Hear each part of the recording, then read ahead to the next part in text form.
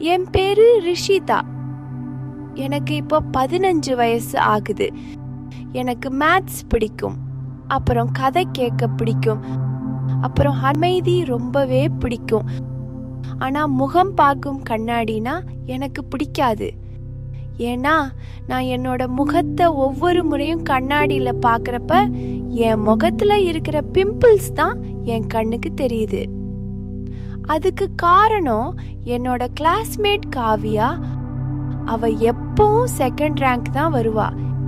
இப்படி அசிங்கமா இருக்கிறவங்க எப்படி ஃபர்ஸ்ட் ரேங்க் வருவாங்க அப்படின்னு மற்ற எல்லாருக்கிட்டையும் என்னை பத்தி கேலி கிண்டல் பண்ணி சிரிப்பா.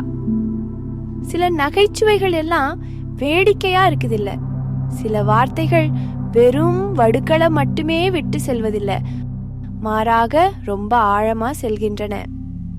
இதனால நான் எல்லாத்துக்கும் வேண்டாம்னு சொல்ல ஆரம்பிச்சேன்.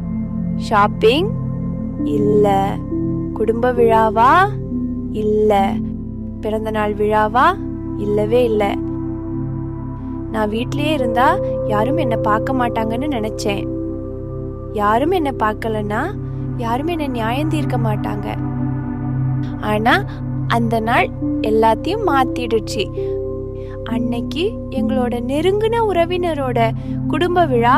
அம்மா அவங்களோட வர சொல்லி ரொம்ப வற்புறுத்தினாங்க. நீ மேக்கப் போட வேண்டியதில்லை, உன் புன்னகையை மட்டும் வச்சுக்கிட்டு வா அப்படின்னு சொன்னாங்க. நான் புன்னகைய அணியல, ஆனா போனேன். அந்த நிகழ்ச்சியில நான் ஒரு மூலையில உட்கார்ந்திருந்தேன். அப்போ ஒரு சின்ன பொண்ணு என் பக்கத்துல வந்தாள்.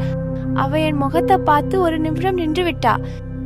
பிம்பிள்ஸ் பற்றி தான் கேட்க போறாளோ அப்படின்னு நினைச்சேன்.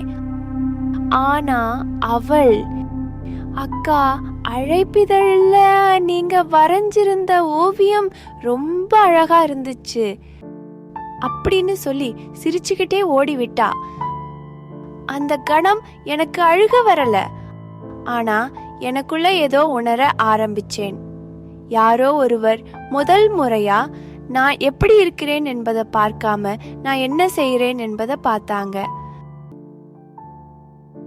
மறுநாள் நான் ஸ்கூலுக்கு போனப்ப என்னோட பெஞ்ச் பக்கத்துல காவியா அமைதியா நின்னுகிட்டு இருந்தா. என்னைய கேலி பண்ணத்தான் தயாரா நின்னுகிட்டு இருக்கா அப்படின்னு நினைச்சேன். ஆனா அவ, நான் உன்கிட்ட ஒரு நிமிஷம் பேசலாமா அப்படின்னு கேட்டா. நான் அதிர்ச்சியா அவளை பார்த்தேன். அவளுடைய ஒரு புகைப்படத்தை எடுத்து என்கிட்ட காமிச்சா. அது அவளோட சொந்த தங்கை.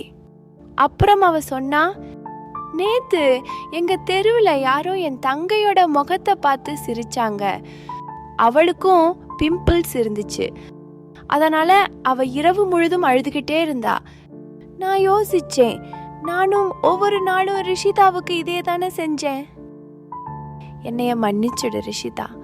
ஒவ்வொரு நாளும் நான் உன்னை கேலி கிண்டல் பண்ணினது உன்னை எவ்வளவு காயப்படுத்திருக்கும்னு இப்பதான் உணர்றேன். காவியா சொன்னது கேட்டு எனக்கு என்ன சொல்றதுன்னே தெரியல. ஆனா என் மனசுல நான் அவளை மன்னிச்சிட்டேன். ஏன்னா அவ என்ன புரிஞ்சுக்கிட்டா. அதுக்கப்புறம் காவியா என்ன ஒருபோதும் கேலி செஞ்சதில்லை. நாங்க நல்ல நண்பர்கள் ஆனோம். இப்பவும் எனக்கு பிம்பிள்ஸ் இருக்கு, ஆனா எனக்கு கண்ணாடிகள் மீது வெறுப்பு இல்லை. ஏன்னா இப்போ என் முகத்தை பார்க்கிறப்ப அந்த சிறுமியும் காவியா என்னை பத்தி புரிஞ்சுக்கிட்டதும் தான் நினைவிற்கு வருது. இறுதியா சொல்லணும்னா, என்னோட முகம் மாறல, ஆனா நான் என்ன பார்க்கக்கூடிய விதம் மாறிடுச்சு. நானுக்கட் சேனலை சப்ஸ்கிரைப் பண்ணுங்க, இன்ஸ்டாகிராமில் ஃபாலோ பண்ணுங்க. இந்த வீடியோ உங்களுக்கு பிடிச்சி இருந்தா லைக் மற்றும் ஷேர் பண்ணுங்க.